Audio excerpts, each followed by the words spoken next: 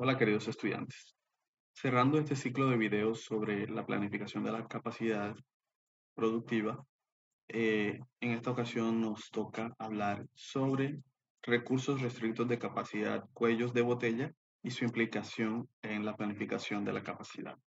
Comencemos hablando sobre qué es un recurso con capacidad restricta. Y se trata de aquellos recursos, ya sea una máquina, ya sea una estación de trabajo, un equipo de personas que trabajan en alguna estación de trabajo, que pues directamente no es un cuello de botella, pero tiene una limitada habilidad para procesar el trabajo. Y pues relacionado con la demanda, bajo, por ejemplo, periodos de alta demanda, pueden requerir especial atención. Si no se planifica bien la producción, si no se tiene en cuenta esas limitaciones de capacidad de estos recursos, entonces vamos a estar en problemas para atender la demanda. Entonces, requieren especial atención bajo ciertas circunstancias. Veámoslo con un ejemplo. Entonces, tenemos una fábrica que tiene una demanda de 10.000 unidades al mes. Esto va a ser muy importante. Vamos a asumir un mes de 26 días y días de 8 horas laborales. Y bueno, este sistema productivo tiene tres máquinas. Una tiene esta capacidad, pues esta otra tiene esta capacidad y esta otra tiene esta capacidad. 80, 70, 90. Vamos a ver si, pues, al parecer, cierto, esta podría ser un potencial cuello de botella. Vamos a ver si bajo esa demanda ella es un potencial cuello de botella. Vamos a hacer nuestras cuenticas aquí, entonces establecemos los factores de conversión para pasar esto de unidades a mes a unidades por hora. Da aproximadamente 48 unidades por hora. ¿Qué significa esto? Pues que si bien este recurso está limitando la capacidad de todo el sistema, en realidad hay una restricción exterior que es la de misma demanda que hace que producir más que eso sea un desperdicio de capacidad. Por lo tanto, podemos observar que los recursos restrictos de capacidad, como en este caso la máquina B, no son cuellos de botella, pero si por ejemplo la demanda llegase a ser 75 unidades por hora, tendríamos problemas para satisfacer esa demanda. Tal vez habría necesidad de agregar unas horas extra en esa estación para poder alcanzar esa capacidad necesaria, que en el caso pues sería de 5 unidades por hora adicionales que no tenemos actualmente. Más adelante en el curso vamos a ver que pues eso se puede lograr colocando algunos inventarios de forma controlada. Estos inventarios los llamamos buffers, pero eso es tema para otro video. Ahora hablemos de los cuellos de botella. Los cuellos de botella son los recursos más lentos del sistema, pero que a diferencia de los recursos restrictos de capacidad, sí están limitando el poder cumplir la demanda externa. Entonces, veámoslo con un ejemplo. Aquí tenemos otro sistema productivo en donde esta vez tenemos 5 estaciones de trabajo. Tenemos la estación A que tiene esta capacidad, la estación C tiene esta capacidad, la estación B tiene esta capacidad, la estación D tiene esta capacidad y la estación E tiene esta capacidad. Uno pensaría de forma ligera que el recurso restricto aquí, que sería este, es el cuello de botella. Pero si tenemos en cuenta que las máquinas B y C procesan el mismo tipo de parte, entonces en realidad lo que tenemos es que estas 80 unidades que salen de A, pues se pueden ir completamente sin problemas a B o a C sin ningún tipo de restricción. Es decir, que combinadas estas dos tenemos una capacidad allí de 90 unidades por hora. Entonces, no ese es el recurso que está limitando la capacidad. Pero si analizamos más adelante, vemos que aquí tenemos a D y la demanda pues, mensual es de 12.500. ¿Será que esa capacidad del sistema, que es la del recurso D, es suficiente para atender? Debemos sacar las cuentas. Vamos a hacer un momentico asumiendo los mismos supuestos que ahora en un momento.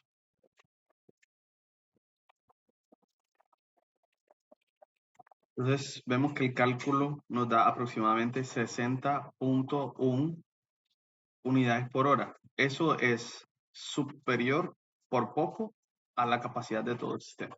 Entonces vemos que efectivamente el recurso D está limitando la capacidad de todo el sistema, asumiendo que estas capacidades, repito, son efectivas. ¿Cuál es el impacto de estos dos tipos de recursos en la planificación de la capacidad? Entonces, en el caso de los recursos restrictos de capacidad, estos recursos pues requieren monitoreo, básicamente. Ellos no son un problema hasta que hay circunstancias como un pico en la demanda que pueden convertirlos en esos cuellos de botella. La planificación de la capacidad pues deberá anticipar esos problemas potenciales y una buena forma de hacerlo es teniendo unos pronósticos de la demanda que sean adecuados para tomar las decisiones. Decisiones para, por ejemplo, lidiar con este tipo de problemas, tal vez adquirir horas extra, agregar algunos turnos o tal vez hacerle actualizaciones a las máquinas o a los equipos de tal forma de que esa restricción de la capacidad se pueda superar. En el caso de los cuellos de botella, entonces, la planificación de la capacidad se enfoca en identificarlos y mitigarlos. O sea, la idea es eliminar esos cuellos de botella, siempre teniendo lo que ya hemos mencionado en videos anteriores, el famoso colchón de la capacidad. Estrategias para lidiar con este problema puede ser agregar un recurso adicional, por ejemplo, otra máquina, si eso es posible, o cambiar, por ejemplo, el proceso de producción para reducir esa carga en el cuello de botella y también ajustar la mezcla de productos para asegurar que pues haya un flujo más adecuado hacia el cuello de botella. De tal forma de que, por ejemplo, no se generen inventarios en proceso de forma innecesaria. Ahora hablemos de la planificación. Vamos a determinar la capacidad de producción en un sistema que es tipo job shop. En este caso tenemos un producto que está compuesto de una tapa, un cuerpo y un botón. También tiene dentro una tarjeta madre, pero esa tarjeta madre es adquirida de forma externa. Para simplicidad, vamos a asumir que esta máquina produce todos los componentes, o sea, el cuerpo, la tapa y el botón, y pues tenemos estas capacidades por hora. Entonces tenemos aquí 40 unidades por hora en la máquina A y demás. Y estas máquinas están dispuestas de la siguiente forma. Entonces aquí tenemos el inicio del proceso y bueno, la máquina de moldeo produce la tapa, produce el botón, produce el cuerpo, pero estos componentes pasan por etapas diferentes, es lo que llamamos un sistema job shop con cierto matiz, y es que los productos al final hacen parte de un producto final que es el cuerpo completo, eh, y pues esto hace que haya una estación de ensamblaje que es esta estación G, que vamos a ver que tiene un efecto en la planificación de la capacidad, en la determinación de cuál es la capacidad del sistema. Entonces tenemos la estación de moldeo, de ahí pues los componentes según sea el tipo de componente va para algún lado o para otro. Por ejemplo, en el cuerpo lo que hacemos es ensamblarle un puerto y ensamblarle la tarjeta madre. Luego se coloca el botón y se configura, digamos, el producto. En el caso de la tapa, pues va a una etapa de pulimiento, una etapa de pintura y por último se ensamblan las dos cosas. Tanto el cuerpo con el botón y la tarjeta madre junto con la tapa en esta estación de ensamblaje. Recordemos, las capacidades ahorita van a ser muy importantes. ¿Y qué es lo que nos solicitan?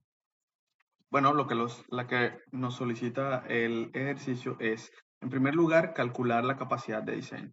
Es decir, cuál es la capacidad de todo el sistema en condiciones ideales, sin considerar, por ejemplo, el tema de la eficiencia. Esto lo vamos a obviar para ese primer punto.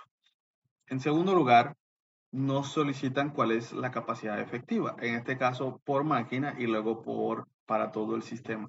Entonces, vamos a mirar ¿qué vamos a hacer? ¿Cómo vamos a calcular aquí la capacidad de todo el sistema? Este, digamos, es el punto más crítico del ejercicio. Vamos a hacer unos análisis ahí de qué es lo que está pasando y cómo podemos agrupar estas estaciones según sea el caso.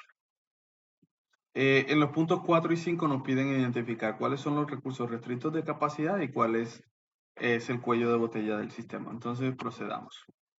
Para iniciar y calcular la capacidad pues, de diseño de todo el sistema, vamos a enfocarnos en mm, hablar de unidades por día, no de unidades por hora, porque por el tema de la eficiencia, aproximar esas unidades por hora nos va a ser un poco difícil. Entonces, trabajemos con unidades por hora multiplicando esta cantidad por 8 en cada caso. Entonces, 40 por 8 me da 320, 8 por 8 me da 64 y así obtenemos esta tablita de aquí.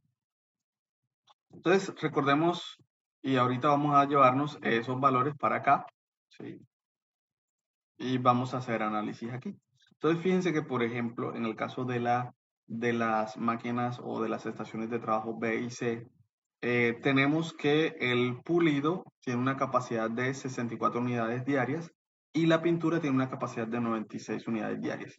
Entonces, si no tenemos en cuenta el tema de la eficiencia, el tema del aprovechamiento de la capacidad, significa que a esta estación le van a llegar como máximo 64 unidades. Entonces, lo que vamos a hacer es agruparlas y vamos a asumir que esto tiene 64 unidades por día, que va a ser su capacidad nominal, pero del agrupamiento de las dos. Otro caso similar se da aquí. Tenemos el ensamble de la tarjeta madre que tiene una capacidad de 40 unidades por día y tenemos el ensamble del puerto que tiene una capacidad de 48 unidades por día. En este caso, pues obviamente, por mucho que se produzcan las 48, aquí la parte de la estación E no va a poder procesar todas las 48. Entonces, el agrupamiento de los dos va a tener una capacidad nominal de 40 unidades por día. Entonces, agrupando eso nos queda un diagrama ahora así. Entonces, hemos creado una estación, entre comillas, agrupada de B y C, que tiene la capacidad de procesar 64 unidades. Y tenemos por acá una estación de E que tiene una capacidad de procesar 40 unidades. Ahora, ¿qué pasa con este tema de los productos que están en paralelo?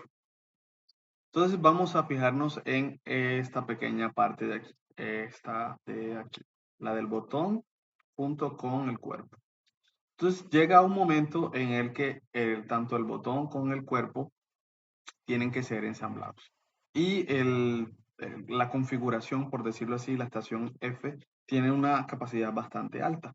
Entonces, por muchos botones que lleguen aquí, fíjense que en el caso de la estación A, que tiene 320 de capacidad, que es capaz de hacer los tres y suponiendo, asumiendo esto es una presunción del ejercicio, de que los tres toman el mismo tiempo para ser fabricados, entonces estas 64, estas 120 y estas 40, fíjense que la suma da 224 y esos 224 son menores que la capacidad de esto, por lo tanto, queda descartado como el cuello de botella y como recurso restricto de capacidad por el momento. Eh, entonces seguimos enfocados en esta parte y lo que tenemos es que, pues suponiendo que estos 320 unidades se produjeran un tercio para acá, un tercio para acá y un tercio para acá, fíjense que el procesamiento, la configuración, el enlace de los dos, del botón y del cuerpo, está limitado por el cuerpo. Y lo que va a suceder es que van a poder llegar máximo 40 cuerpos completos acá y van a llegar muchos botones si nos ponemos a producir como locos botones acá en la estación A y solamente vamos a poder procesar 40. Entonces puedo agrupar estas dos nuevamente y vamos a obtener ahora esto. Pues aquí el diagrama cambia un poquito. Esta pasa para acá arriba y esta parte la pasan para acá abajo, pero es lo mismo. Entonces la estación BC, que ahora quedó aquí abajito, sigue teniendo esta capacidad de 64 y ahora el agrupamiento de las tres estaciones D, E y F está limitado por esta señorita, por la estación E, que tiene una capacidad de máximo 40 unidades. Ahora, pues el ensamble de sí, del cuerpo y del botón está garantizado aquí en esta estación agrupada, por decirlo así. Pues ahora, si nosotros miramos así y aplicamos el mismo raciocinio que venimos aplicando, entonces aquí en el ensamblaje no va a haber problemas porque necesitamos 72, bueno, sí va a haber problemas, no podemos alcanzar los 72 productos finales, pero van a llegar 64 de acá y van a llegar 40 de acá. Entonces, de aquí solamente van a poder salir 40 productos. Es decir, el, la capacidad de diseño de todo el sistema viene delimitada por el recurso E. Así que pues este es la capacidad del sistema, 40 unidades por día. Y eso responde a la primera pregunta. Ahora, para la segunda pregunta, que es la capacidad efectiva por máquina, es simplemente multiplicar la capacidad por la eficiencia y bueno, aproximamos un poquito. En este caso, ¿cierto? 320 por 85 me da 272, no es necesario aproximar. Eh, en el caso de 64 por 95, ahí sí me da 60.8, pero no puedo aproximar al siguiente. ¿Por qué? Porque recuerden, como la eficiencia es del 95%, voy a estar limitado siempre por debajo. Entonces, lo máximo que puedo llegar a alcanzar es 60 unidades. De forma similar, tenemos con las estaciones C a la G y estas serían las capacidades efectivas de, de esas estaciones de trabajo. Podemos observar una cosa ahora y es que nuestra estación E sigue teniendo el récord de ser la menor de todas, pero eh, pero tenemos un problema ahora y es que, pues, hay una que se le acerca mucho y es la estación D. Entonces, la estación D, a pesar de tener una capacidad de diseño superior, bastante, 8 unidades por encima, la ineficiencia hace que solamente alcance un potencial de 43. Entonces, eh, digamos que con este pequeño análisis podemos responder el, las preguntas 3, 4 y 5. En el primer caso de la capacidad efectiva, entonces como nuestra capacidad viene dada sí o sí por el recurso E debido a los análisis que hicimos ahora rato, entonces la capacidad es de 39. En comparación con la capacidad de diseño, fíjense que es solo una unidad por debajo de la capacidad de diseño. Entonces estamos muy cerca, es decir, nuestra, nuestro potencial de utilización está muy cerca del ideal. Y en el caso de los recursos restrictos y los cuellos de botella, pues está claro que el cuello de botella aquí es la máquina E, pero muy cerca está la máquina D, que sería un recurso restricto de capacidad. O sea, este no es un problema actualmente, D sí lo es, este es el cuello de botella, mientras que D es un recurso restricto de capacidad. Muy bien, como ejercicio, les dejo para que ustedes lo hagan en casa. Tenemos ahora 9 estaciones y tenemos un caso similar. Ahora tenemos lotes por hora y tenemos que pues es una industria alimentaria y tenemos 9 estaciones que están aquí contempladas. La idea es, bueno, nos preguntamos, bueno, si ellas están conectadas de esta forma, si este es el diagrama de proceso de ellas, ¿cuál es, primero, la capacidad de diseño del sistema? ¿Cuál es la capacidad efectiva por máquina? ¿Cuál es la capacidad efectiva de todo el sistema? Y identificar también los recursos restrictos de capacidad y los cuellos de botella. ¿Queda de tarea? Bueno, finalmente vamos a cerrar con recomendándoles un par de lecturas. Vamos a leernos el capítulo 1 del NAMIAS y el capítulo 5 del CHES. Si tienen algún comentario, pues déjenlo en la caja de comentarios y también nos vemos por ahí, los que tengan la oportunidad de estar conmigo en clase y lleven sus dudas a la clase. Esto es todo por este video. Espero que les haya gustado. Su pulgar arriba. Nos vemos en el próximo.